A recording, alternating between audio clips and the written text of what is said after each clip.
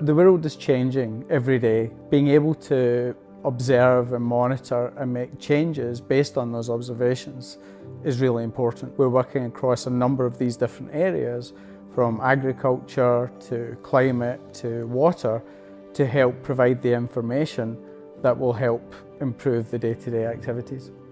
Earth observations are anything in, on or around the Earth. You have a mixture of in situ or sensors which are in place, like on the ground or in rivers or in different areas. You'll also then have the satellite observations, so the satellite imagery that can complement that. So using the combination of the different information sources, you can make decisions.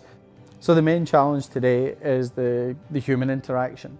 So people working together, sharing, opening systems and opening data, being able to access this data that's being collected, some of it over 40, 50 years.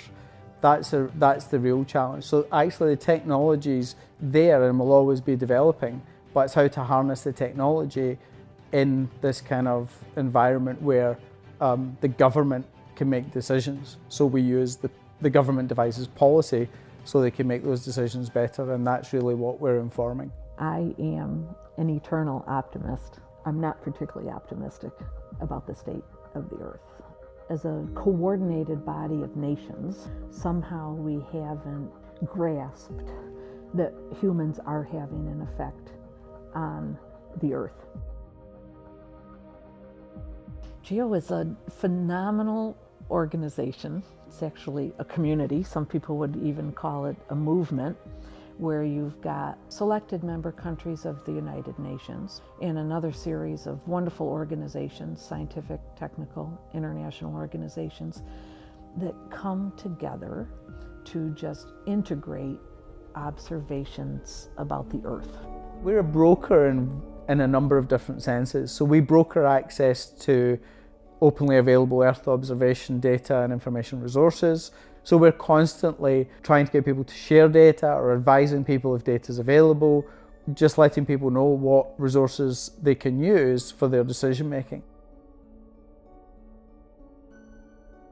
I like the idea that we are trying to provide non-biased, neutral evidence for making intelligent decisions. We are trying to ultimately make life better for humanity on this planet by providing Earth observation data and information, opening up access to it, allowing governments, decision makers to access this data and to make the best decisions possible based on this data. We're working in a vast number of different areas where we're observing.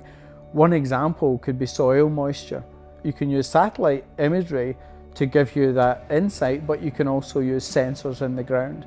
Now that helps you measure things like crop forecast for fields, because if the soil's too dry or if the soil's too wet, then it will make a big impact on how you grow crops in that area. We have a group that came together for the Sustainable Development Goals, and they've just issued a report of case studies where Earth observations can help inform, help measure, and monitor progress on those selected Sustainable Development Goals. And zero hunger is the second goal. In Uganda, there's a World Bank funded project being done through the Office of the Prime Minister in Uganda, and they're looking at food security. So they have an early warning system based on GeoGLAM. GeoGLAM is a global agricultural monitoring activity, producing reports on two areas. One is around the yield or the crop production, and looking at, on a monthly basis, how Earth observations can inform decision making.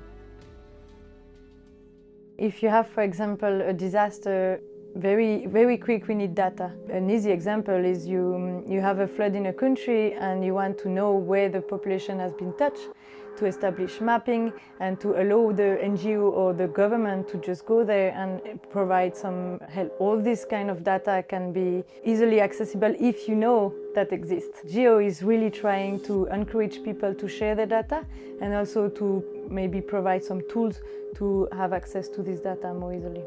GEO has advocated open access to data ever since its inception. This is one of the main goals of GEO. And I think that with, for example, the Copernicus project that's been put forth by the European Commission, that the data coming from the Sentinel satellites will be openly accessible to the public. And I think this is really one of the successes of GEO, is providing the impetus to provide open access to data. We did a study a couple years ago that walked through 5 different reasons why it's important to share data: education, capacity to build development, environmental transparency, but it's also good for the economy. And so there's some wonderful examples out there about as soon as a government adopts broad open data sharing, it's good for their sister agencies, but it also shows that it's good for the private sector and the economy at large when governments share data. 2011, we had a big earthquake. The earthquake hit the northeast part of mainland Japan. It was magnitude 9.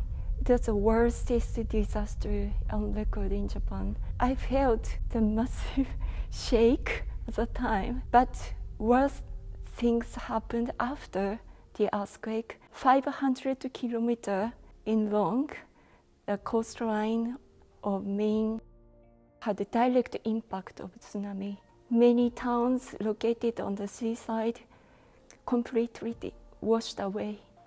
I was involved in the GEO Dharma, that is the initiative of GEO, Data Access for Risk Management. That activity also tried to focus on proactive of disaster, not just after the disaster response.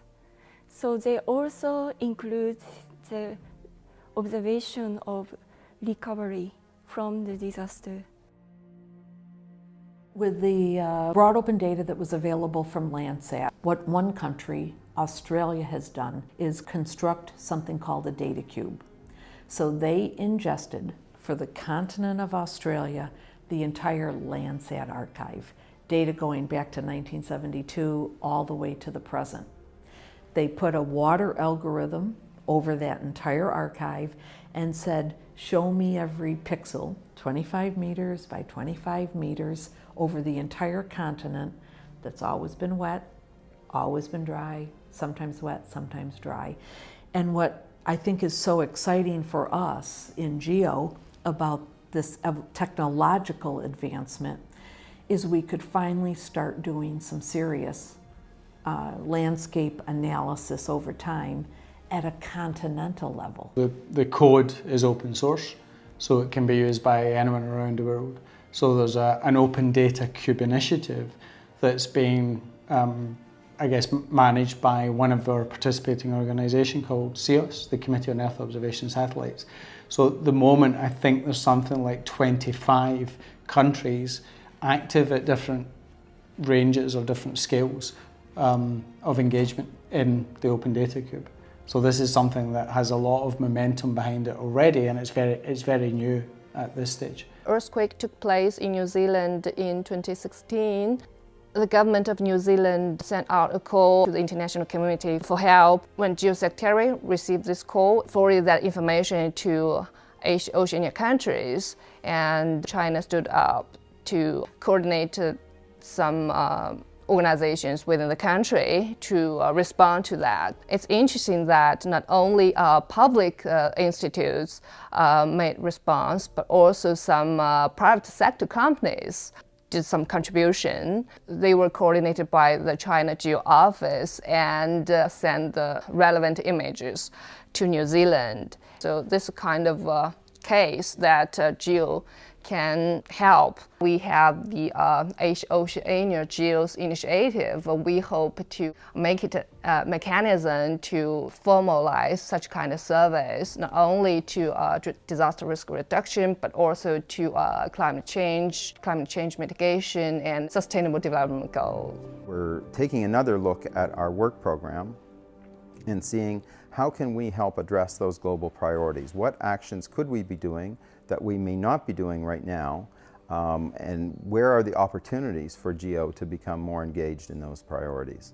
We're a small piece of a gigantic puzzle. We're trying to reach out to the remaining 100 or so countries that haven't joined GEO. By joining, there'll be increased awareness about Earth observations, integrating those observations, the importance of broad open data sharing, and how joining programs and initiatives like GeoGlam can have an effect right down to the end.